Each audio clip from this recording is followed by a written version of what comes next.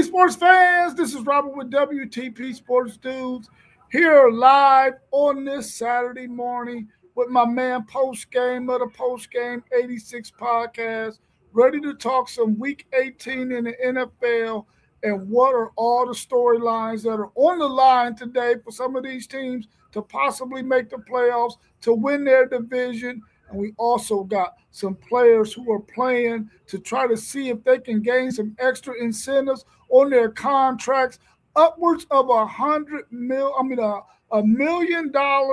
and some other players who are playing to see if they can get some single season records. Welcome to the show. What's happening with you this morning, my man, post game? Man, it's a beautiful day, beautiful morning. It's a blessing to be on with you today. Talk these good sports. Yeah, I'm glad to have you here this morning. Those of you who are out there in the chat, if you get a chance, go and check out the video we did yesterday where we reviewed the 2025 season for the Notre Dame Fighting Irish. There was some really, really good topics that we discussed about Notre Dame going forward in the future and how they played during the season. If you get a chance, go back and check out that video. Like, subscribe, share it with your family and friends, and ask them would they like and subscribe as well.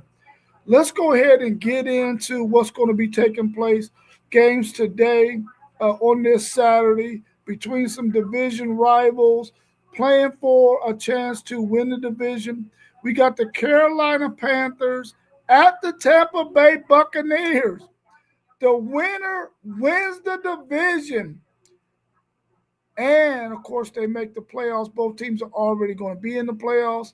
What's your thoughts and who wins this game between Carolina and no?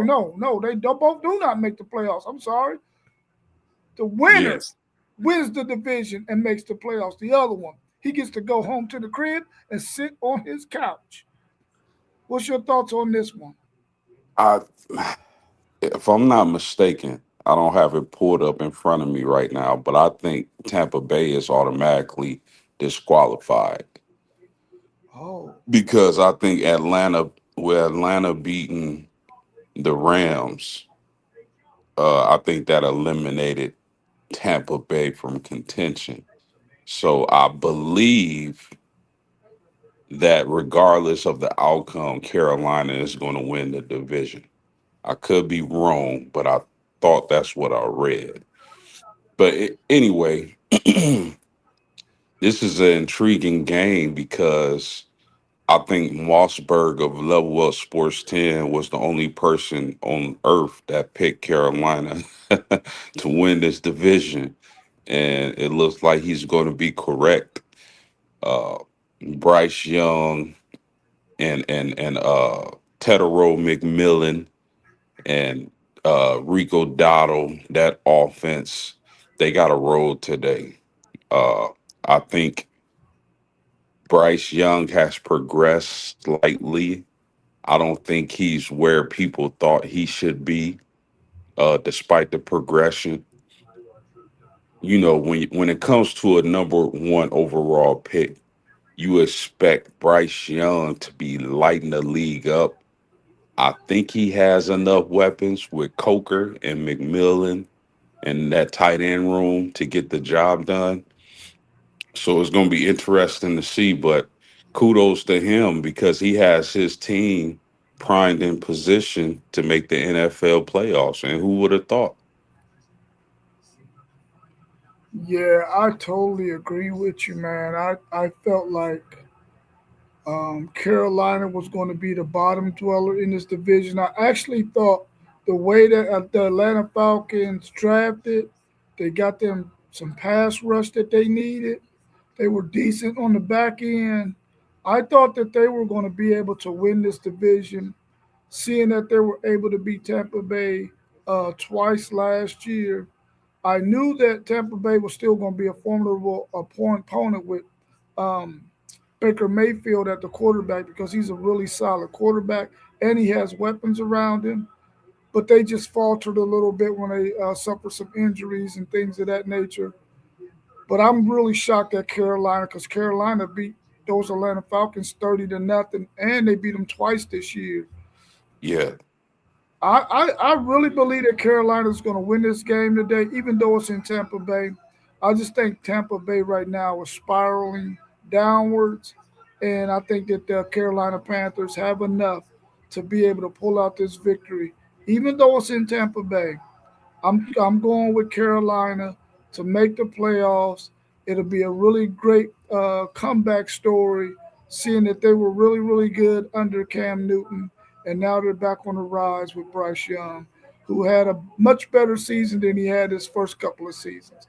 So kudos to him, even though he's not where we all expected him to be. He's in yeah, a better place than what he was last year, that's for sure. Because last year he got benched. yeah. I would say this too, Rob. I picked Atlanta. You made a good point about the Falcons. I felt like they've been drafting well. Uh, it sucks that Michael Penix is out for the season with an injury. But with guys like Drake London, Bijan Robinson, I don't care what nobody says. He's simply the best running back in the NFL now. I thought it was Jonathan Taylor early on. It looked that way, but it's Bijan Robinson. Kyle Pitts having those type of weapons. I thought Atlanta would progress well this season, but again, injuries derailed them. I felt like Tampa Bay had the best team, hands down. But again, injuries derailed them this season. But we'll see what type of game they play today against Carolina, which surprises all the cardiac cats, man. We haven't seen this since Cam Newton. Yeah, for sure, for sure. I'm interested in seeing how this outcome goes. They play today, I believe, at 4:30, so that will be a must watch for those of us who are NFL fans today. So if you get a chance out there in the chat, check out that game, and then hopefully tomorrow morning when we come on, we can discuss what we saw in that matchup. We also got another game on the slate today between the Seahawks at the 49ers with the division title on the line, number one seed in the AFC on the line in these playoffs. Now, I mistakenly thought the other game was this game, but both of these teams are in the playoffs already. But they're playing to see who can get to win the division and the number one seed in the NFC throughout the playoffs. Of course, not in the Super Bowl because you don't get to play at your home field. How do you see this matchup going?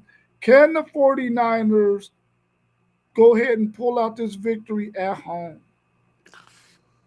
Oh man, this is a tough one to call for me, Rob, because I feel like San Francisco, that offense is clicking with Brock Purdy being back from injury.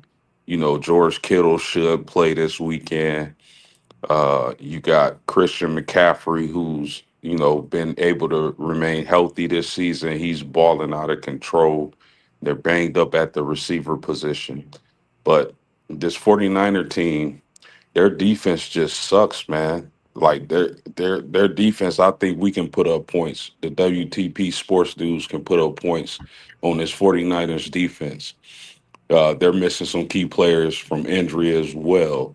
But the Seattle Seahawks, excuse me, the Seattle Seahawks, their defense is legit this year. And the problem I would say with Seattle is that you don't know which Sam Darnold you're going to get. Is he going to ball out like he has at moments this season and the prior season, or is he going to turn back into that pumpkin? That's the question. If Sam Darnold is able to play at a solid level with Jackson Smith and Jigba in that running attack, I think they can get the job done. But it's not going to be easy because those 49ers, man, that offense is clicking right now. And Brock Purdy is an underrated quarterback.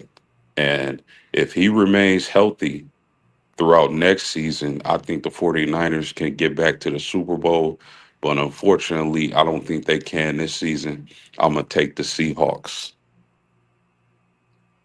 Yeah, I'm just for the sake of the fact that my brother Jeff, my older brother Jeff, is a Seahawks fan. My cousin Chad is a Seahawks fan, and I got a couple of homies who are see. I mean, not. I mean, 49ers fans. I'm sorry, y'all. 49er fans. I'm going to go with the 49ers in this game. They're at home. I'm rooting for them to win this for the sake of my brother, my cousin Chad, and some of my homies who are 49er fans. Hopefully, they can win this game. Do I think that they are the better team? I do not. I think the Seahawks, because the Seahawks got a much better defense than the 49ers, I think the Seahawks can win this game. But I'm going to go with the 49ers to win it. Hopefully, they can use that home field advantage to their advantage. But I'm telling you right now, Jackson Smith and Jigba has over 1,700 yards receiving right now. He also has incentives that he's playing for today where he could possibly get another $1 million if he meets those milestones this season.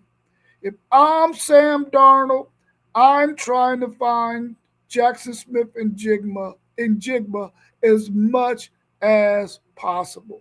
That guy is one hell of a wide receiver. I'm going to make sure I get to him as many touches as possible so that he can go ahead and break the bank. So I really do believe Seattle's going to win the game, but I'm going for the 49ers just because my brother Jeff, Chad, and a couple of the homies who like the 49ers. We also tomorrow got a big game with playoff implications, a division title in the AFC North. The Ravens travel to the Steelers for the AFC North division title and a playoff berth. The Steelers lead this series 37-27. Can they make it 38? Yeah, this right here, Rob, is the game of the week. This is essentially the a playoff game. Uh, I gotta lean towards the Steelers in this one for the simple fact that I know Lamar Jackson is playing, and I know what type of player Lamar Jackson is, but I don't know which Lamar Jackson I'm going to get in this game. He missed the last game, or I think the last couple of games. He's been injured this year. He hasn't looked the same. There's been a lot of talk and chatter amongst the fan base about the coaching staff, about them not meeting expectations this season. I don't know which Lamar Jackson I'm going to get. And Mike Tomlin, despite criticisms of him and his coaching, he's just been steak and potatoes, man. Just consistent. So I think it's ridiculous and nonsense that some people are calling for Mike Tomlin's job. Every single season you hear the media talking about, oh, is Mike Tomlin going to coach here or go to college or coach there? That is nonsense to me. I would love a coach like Mike Tomlin for my franchise because he's just consistent. No, he hasn't won a Super Bowl in a while. He hasn't even won a playoff game in a while, if I'm not mistaken.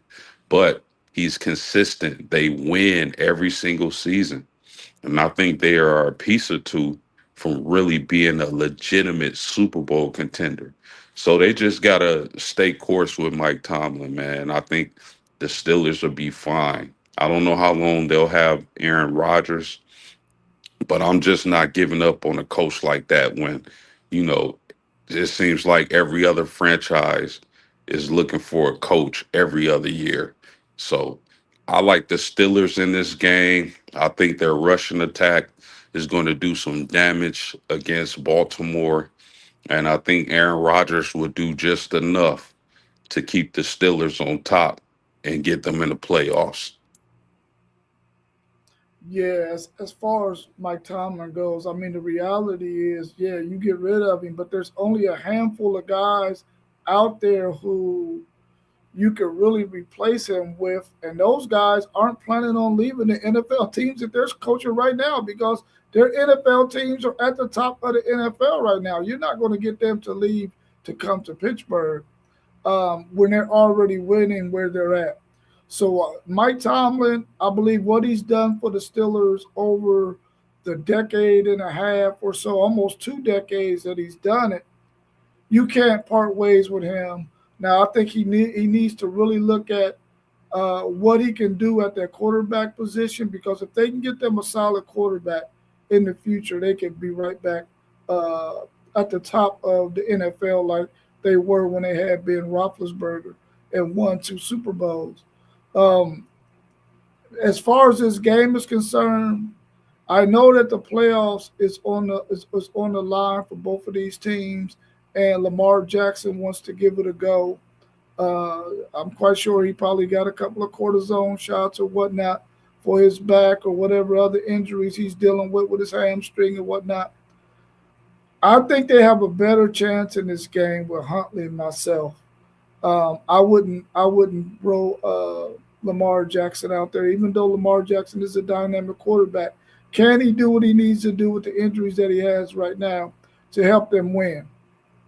I know he's going to give it a go, but it's going to have to be a heavy dose of Derrick Henry in this game to try to keep the Steelers on the sideline. So they gotta have some packages there where maybe they go into 12 personnel, maybe even 13 personnel, and try to run it down the Steelers' throats as much as possible in this game. I want the Steelers to win simply because I got a slew of Steeler fan homies that I know would love to see their team in the playoffs and possibly get a chance to break that spell of not having any first round playoff game wins in quite a while. So I'm going with the Steelers in this one. I think old man Aaron Rodgers can find DK Metcalf enough to win this game and pull it out. And I think they run the ball well enough to be able to get this victory, even though I think it's going to be a pretty low scoring game. Probably 17-13, 14-10, something like that. But I'm going with the Steelers in this one simply because I love my homies and it's a slew of them, and I don't want to go against them today in this matchup.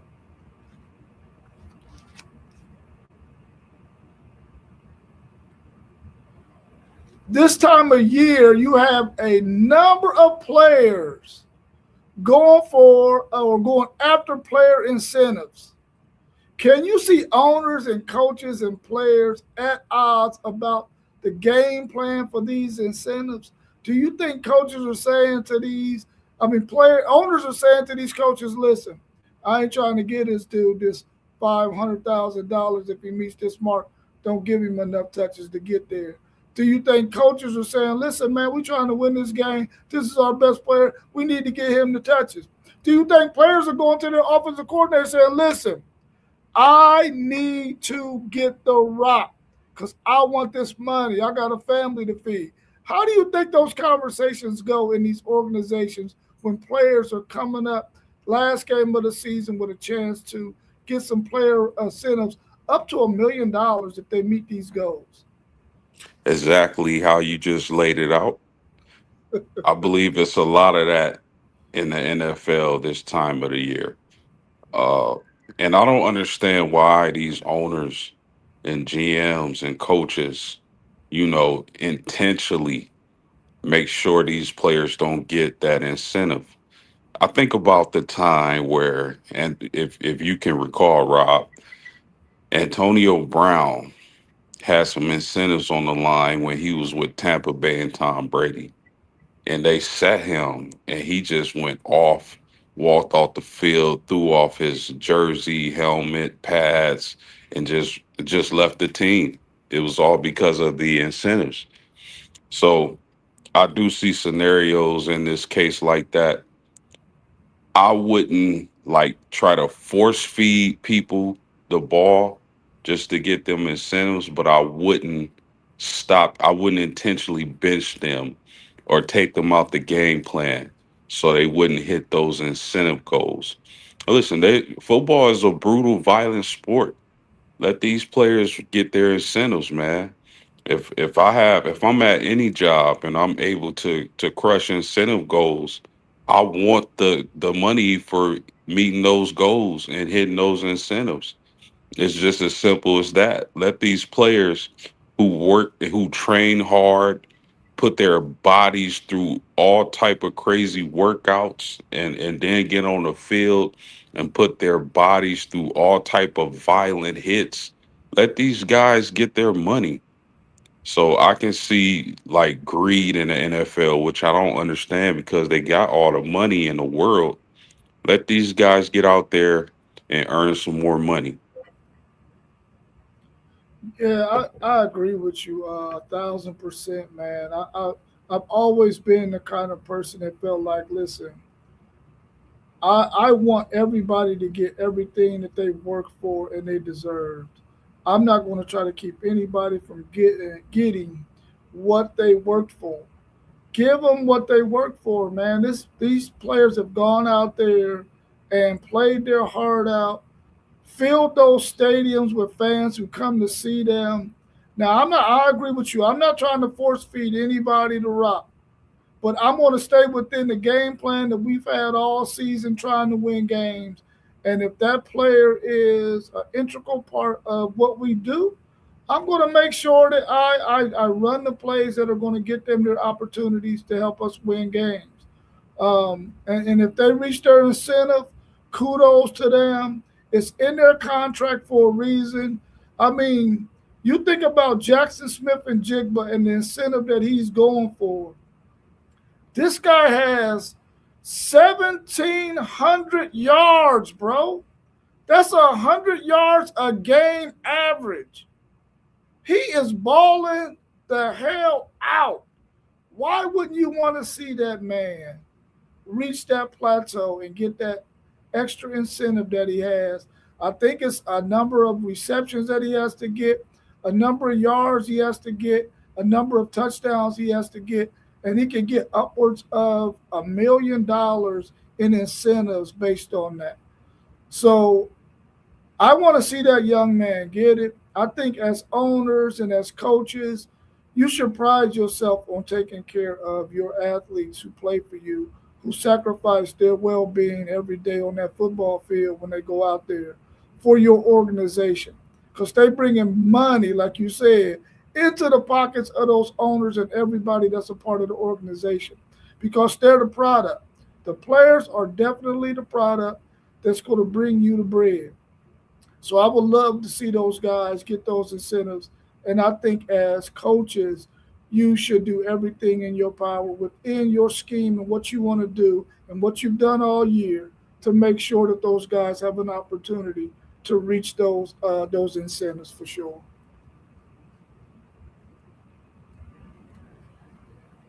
Bijan Robinson needs 255 scrimmage yards to break the single season record. If you are if you are the Falcons, are you giving Bijan Robinson all the touches he needs at home against the Saints to reach that single season mark? The beautiful thing about Bijan Robinson at the running back position is that you don't have to give him 25 touches for him to reach that goal. He could break that record and get those scrimmage yards on 3 or 4 plays. This is a guy who can take it to the house from the 10-yard line if you give him the opportunity. He catch a pass in the flat, catch a swing pass, and he's gone. That's how special Bijan Robinson is. There's only a few players in the NFL like that who only need minimum touches to create massive yardage totals. I think of guys like Jameer Gibbs, Bijan Robinson at the running back position, Christian McCaffrey to an extent. But Bijan Robinson doesn't need a heavy workload and able to uh, get those type of numbers. Like I said, just 4 or 5 touches, he can break a run. He can break a 100-yard run, 50, 75-yard run. and get those totals. I wouldn't, especially with them not making the playoffs this season, I wouldn't give him a crazy workload, which is what they've been doing lately. So they might, but I personally wouldn't give him a crazy workload just to break the record. Now, if he breaks it off fewer touches, then great. He's deserving. Like I said, I believe he's the best running back in the entire NFL, and he's going to be the best for years to come. So I hope the Atlanta Falcons are able to build a winning team around Bijan Robinson because he's just a special talent. So I think he can get the record, especially against a team like New Orleans, who they're familiar with. Probably not the best rushing defense in the NFL. So I think he can get it. I don't know if they're going to try to force it today, but Rob, I would not be surprised if Bijan Robinson broke that record. Yeah, I think Bijan Robinson is the type of player who, like you said, he doesn't need an extraordinary amount of touches in order to reach those kind of numbers because he can break a long run. He could take a swing pass and take it to the house from 40, 50, 60, 70, 80 yards, like we seen him do against the Rams on that run that he had. I think you stay within your offensive game plan like you've done all year and just play the game that you normally will play. And you know Robinson is already going to get close to 15 to 20 carries in a game. He's going to get at least 7, 8 targets in a game. So within that amount of touches or opportunities, I think he has a really good chance of reaching that 255. I wouldn't go out of my way to game plan to where we're going to keep giving the ball to Bijan Robinson. I don't want to see them do that like you seen the Texas Longhorns do. Ricky Williams back when he was going for that record back when he was in college. I don't want to see that because I don't want to see a defense just go ahead and key on one guy. Go ahead and play what you normally would play offensively. And if he gets it, he gets it. If he doesn't, he doesn't. He's the type of player that, that record will be great to get, but he's probably not even thinking about that record. He's thinking about going out there and playing with his boys that he's playing with on that team for the Atlanta Falcons and just doing it that way. But I would love to see him get it. I'm a huge Bijan Robinson fan, of course, because I'm a huge Texas Longhorns fan. But I would like to see him get it. And I think he has a really good shot at doing that. Do you think that the Cincinnati Bengals are going to be able to keep Myles Garrett from getting this one sack that he needs? I think the one sack will tie the record or break the record. Uh, I Cincinnati doesn't have the greatest offensive line. Hold on, Rob. Cook for a minute. Yeah, I really do believe that Myles Garrett is going to get that record today, that sack record for the single season. I don't see how the Bengals are going to be able to keep this guy from getting there. In fact, I really can even see a scenario where they allow it to happen too. You know what I'm saying? Like, even though I know this is a rivalry game, both two Ohio teams, I think that Myles Garrett is the kind of player that you want to see him get a record like that, especially the way he plays hard. He's playing for an organization that, we know has a really tough time even winning games. So I think that I can see him getting this record today. I think he's going to do everything in his power to get this record. He deserves it. He's been lights out for the Cleveland Browns. He's really been one of their few bright spots. I think him, Denzel Ward at the cornerback position, and of course the running back, the first year rookie running back before he suffered any injuries from out of Ohio State and Ole Miss, Junkins have been the bright spots. Now, of course, Shador Sanders has been the man of the talk a lot about the Cleveland Browns, but I want to see Myles Garrett get this record. I think he deserves it. He's been the best pass rusher in the NFL this past season for sure, probably in most seasons, but he's just on a team where you want to key on him because he's basically all that they have. Where other pass rushers like Hutchinson, like Watt, and some of those other players, Hendrickson, those guys have other players around them as well. Maybe not Hendrickson because Bengals is kind of trash on defense too. But if my man post game is back, I'll let him talk a little bit more about what he think Miles Garrett might be able to do for this record today. Yeah, it's interesting, man. I think Miles Garrett, to cap off, I know it's been disappointing because Cleveland won't be a playoff team.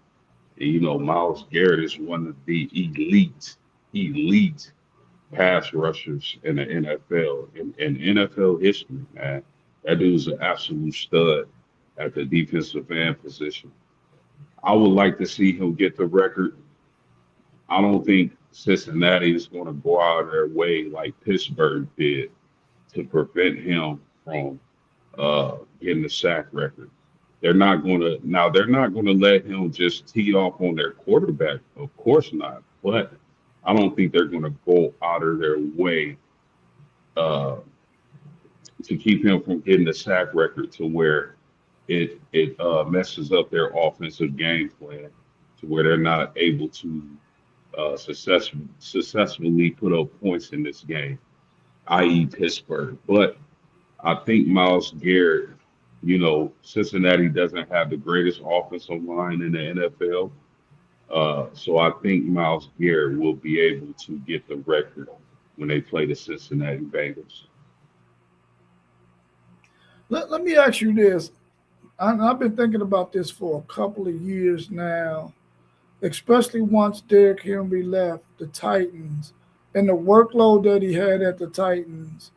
And just to see some of the times when he gets tackled, how his body crashes into the turf a lot, man, when he carries that football.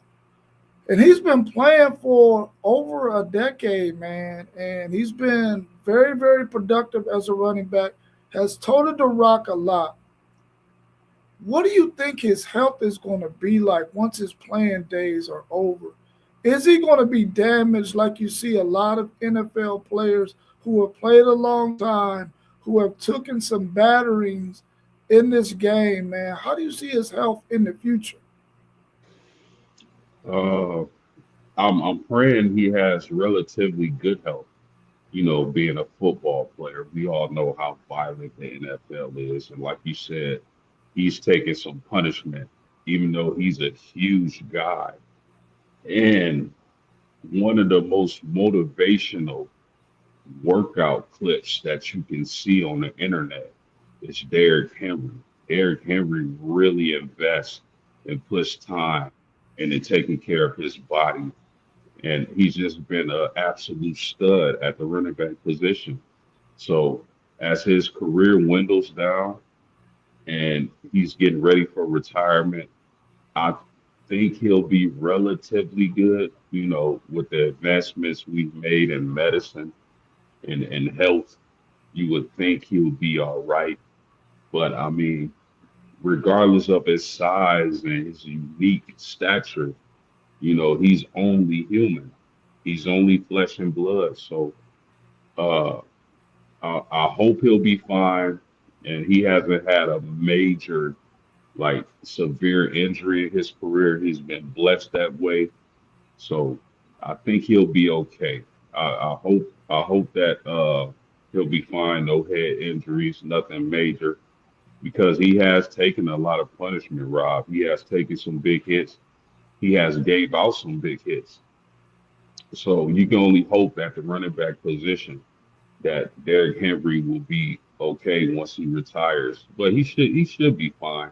I don't see anything, that would lead me to believe that he's going to struggle post career. Yeah, I'm really excited at the fact that medicine has come a long way. And the reason why I asked that question is because I'm a huge Earl Campbell fan. That's my favorite athlete of all times out of all athletes in any sport. He's my favorite athlete, and to be able to see Earl Campbell do what he did in the NFL, how bruising of a runner he was, the punishment he took, the punishment that he dished out, and to see that he had this battle with the painkillers, and this is common knowledge because it's part of his story. If you ever watched it on whatever documentary device that you might have, but to see him go through the things that he had to go through to now where he needs assistance walking, even though he was on a nice journey to get back to be able to take some steps several years ago. He more or less goes around on a cart and stuff. Of course, he can get up and stand and all those things. I just don't want to see that for Derrick Henry, man, because that really hurt me to see Earl Campbell in that kind of a condition, man. And so I just hope for the best for him, and I hope that he's aware of the wear and tear that he has on his body, and he continues to do the things medically, nutritiously, to keep himself in the best health as possible, man. I really do. Are there any other storylines out there in the NFL that you would like to hit on before we wrap up the show? Anything going on this weekend? Anything you can think about in the playoffs? A dangerous team that might be, if they make the playoffs, they might be a dangerous team to beat. Anything along those lines? Yeah, there are a couple of things. Being a Colts fan, it's going to be interesting to see what the Ursays, the management, the owners of the team do with management. Our GM has been with the team for quite a few years. Uh, so our GM and Coach Shane Steichen, it's going to be interesting to see what management does with them. Are they going to let those guys go, or are they going to give them another season? Because the problem with the Indianapolis Colts is that they just can't find a franchise quarterback. I mean, think about it, Rob. Think of all the quarterbacks the Colts have had since Andrew Luck, who I think would have had a couple Super Bowls by now, if not at least one, since he retired. Old man Matt Ryan, old man Phillip Rivers, Grandpa Super Old Man Phillip Rivers. You know, what's the guy from the Eagles that won the MVP? I can't think of his name, but they go and get these journeyman quarterbacks, and they drafted Anthony Richardson. I think he went fourth or fifth overall in the first round a couple of years ago. You expect him to be the franchise guy. He can't stay healthy. They haven't given him enough to develop. Shane Steichen is supposed to be this quarterback guru and get Anthony Richardson developed and ready to lead the team. It just hasn't happened. I believe, and then they've had so many injuries on defense, it's not even funny. So it's going to be interesting to see what management does with that, or the owners, excuse me. It's going to be interesting to see what ownership does with the general manager, with the head coach, because I believe the Colts are right there. I know a lot of the fan base is going to panic and say, "Oh, we got to fire these guys." I'm not sure if that's the answer. Am I happy with the job they've done thus far? No, but I can see where they're just like one great decision away from being a Super Bowl contender. They just gotta figure out the quarterback position. What are they going to do with Anthony Richardson? He's had some of the most freakish, devastating injuries I've ever seen. When he's healthy and he's able to play, he's productive. Like, you can see the skills, the talent. the athleticism, that young man is a freak of nature. The question is, can he stay healthy? And I think, giving him the year to sit and kind of learn and develop and hopefully get his body right to where he can sustain a long NFL season, that's the key. Because I believe they'll go back to him next season, especially if Daniel Jones isn't able to go. And if he's able to start the season and play well, there's no way they can go back to Daniel Jones. So that's going to be really interesting to see and monitor in the off season what ownership is going to do with the Indianapolis Colts GM and head coach. That's the biggest storyline I have my eyes on. Yeah. Since you talked about your Indianapolis Colts, I guess I'll talk about my Tennessee Titans and the direction that they possibly need to go because they fired their coach mid-season. And I really hope that they get a offensive-minded coach who has a lot of great, bright ideas. Maybe a guy from the McVay or the Cal Shanahan or a guy from with some NFL coaching experience that might be even at the college level, who's an offensive mind to really help bring Cam Ward along offensively. Of course, whoever they hire, that he needs to get him a really good defensive coordinator.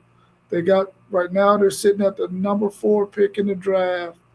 I think they're in a position to where maybe they could afford to maybe stockpile a couple of picks by maybe trading back a little bit and maybe get a couple of those key guys like we talked about yesterday in I think it's Ruben Baines and or either Leonard Moore, the cornerback. They definitely need cornerback help, man, because they paid all this money to Snead and he's been getting toasted.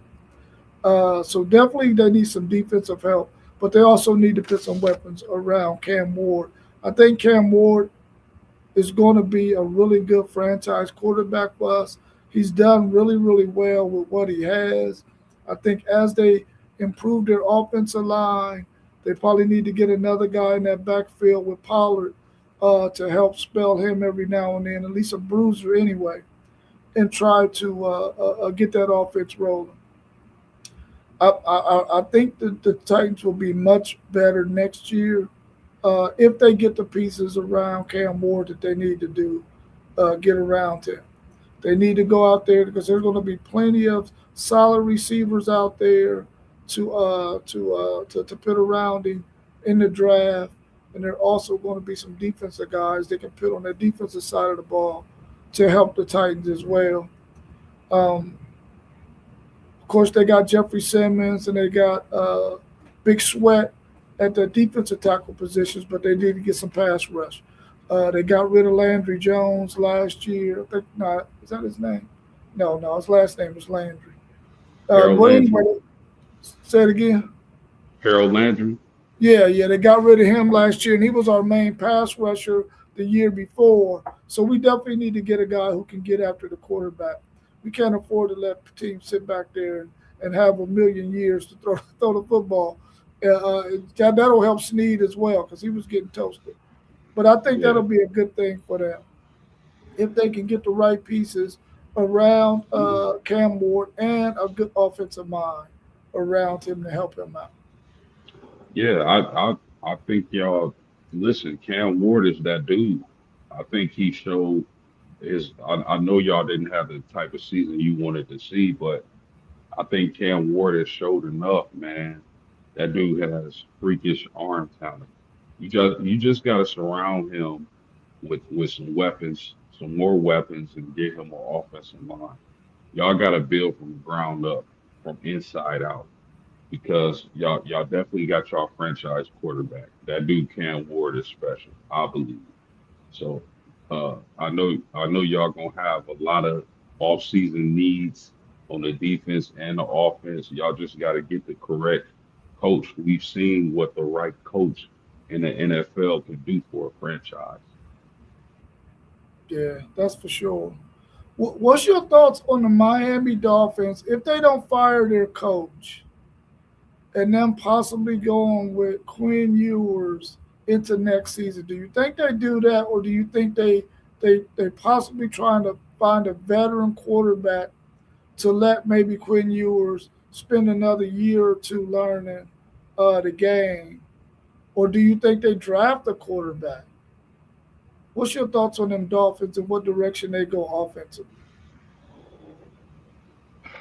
Well, I thought they would fire their coach, but seeing as though they let him stick it out, I don't think they're trying to fire Mike McDaniel because he's such an offensive genius. I mean, we've seen it when he's had his pieces healthy. He didn't draft Tua. That was the former regime that left before he got there. So I think they're going to give him a little grace and let him kind of draft another quarterback, develop them, and see what they can get. People got to remember Tyreek Hill went down early. They struggle with injury. That offense doesn't look the same. I don't think Tua's going to be there next year, even though he has a huge contract. I just don't think you can keep him around. He's just like the weather. He needs to be in a dome if he's going to play football. He just doesn't have the. I don't think he has the type of arm strength that you need in December and January to compete. So, and they're scared that he's going to get injured. So, I think they're going to find them another quarterback. Ewers has looked good. I don't think he's quite ready. I think he's going to sit a little bit longer and maybe he can develop into that NFL quarterback because you've definitely seen some good things from Quinn.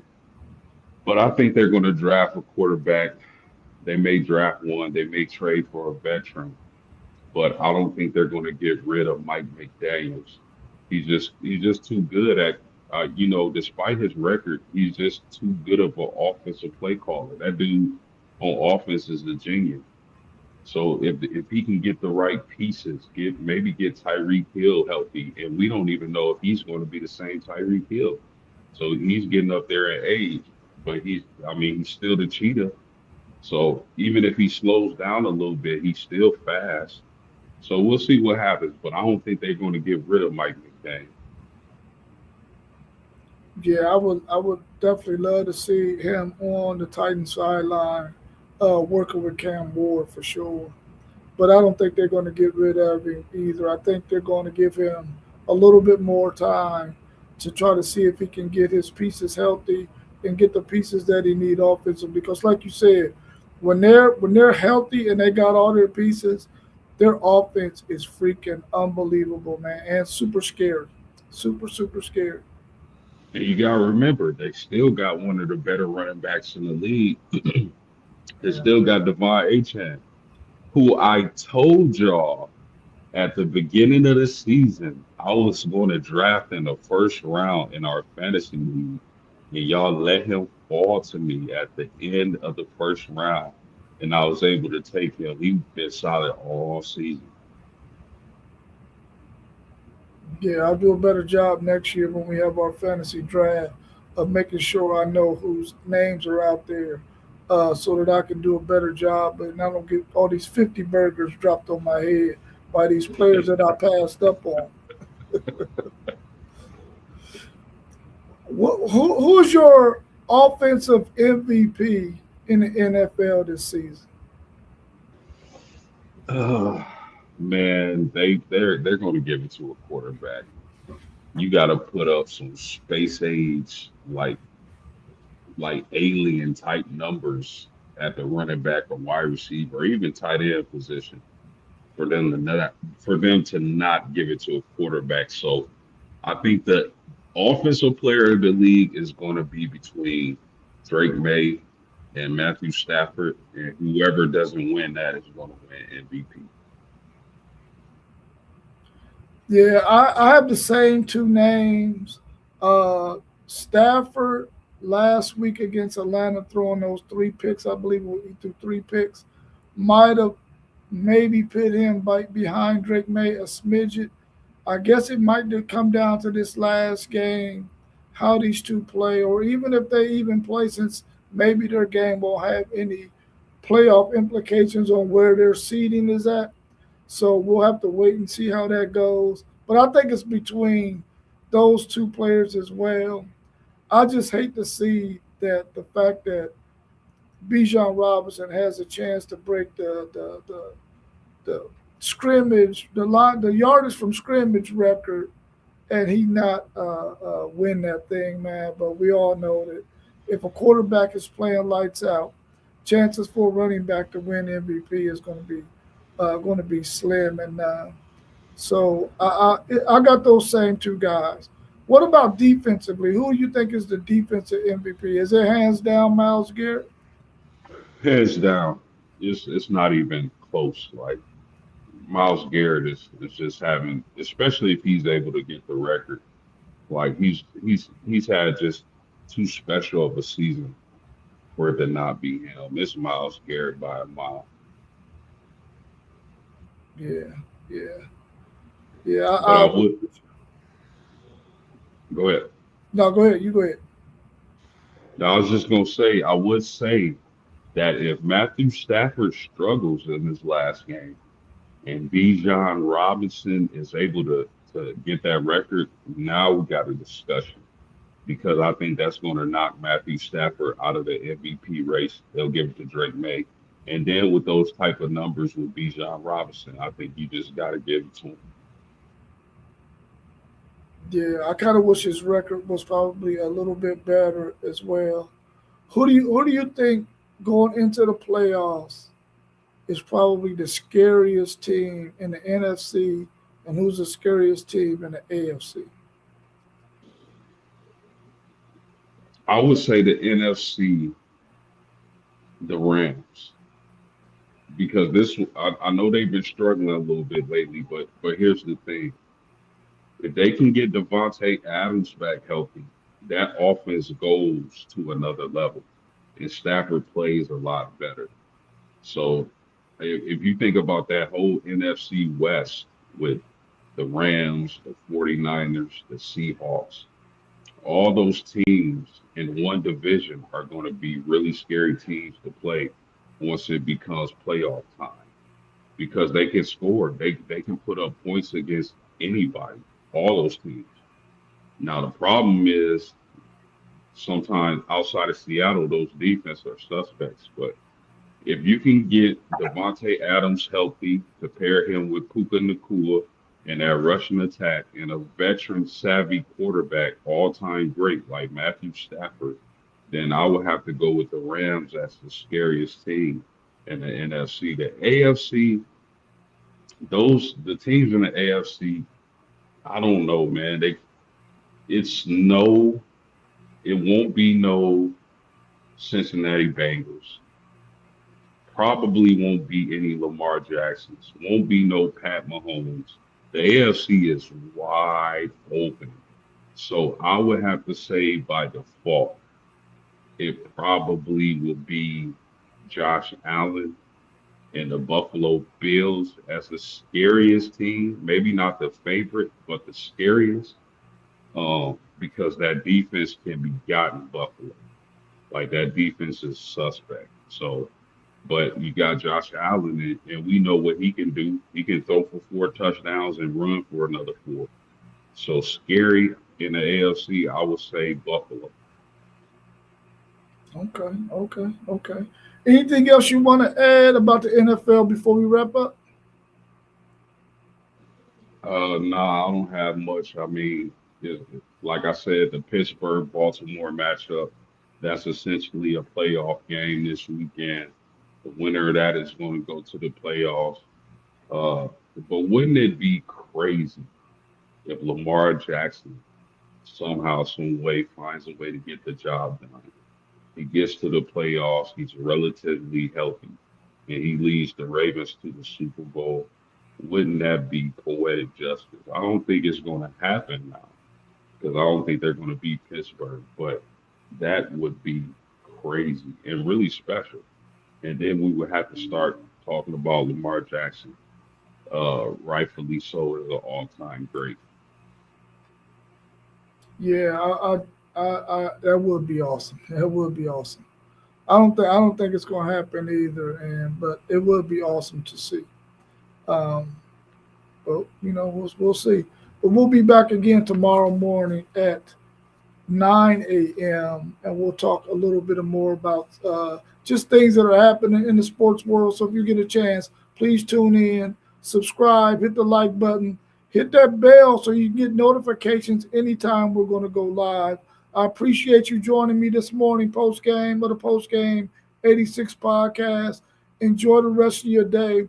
I might come back later on this afternoon and do a review with my man SEC Sean on his Texas A&M Aggies 2025 football season. So everybody look out for the notification for that as well. All right, bro. Have a good one, man. I appreciate you, and I'll be talking to you soon. Yeah, bro. Enjoy your day, man. And we just might, after y'all do that Texas A&M review, we might have to do an emergency pod based on some portal moves if there's any movement.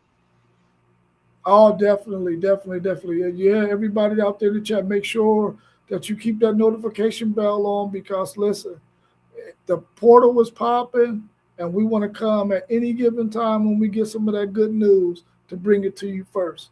So make sure you got that notification bell on. All right, bro. Enjoy the rest of your day, and I'll be talking to you soon. All right, Rob. Much love, brother. All right. Much love, bro. Peace.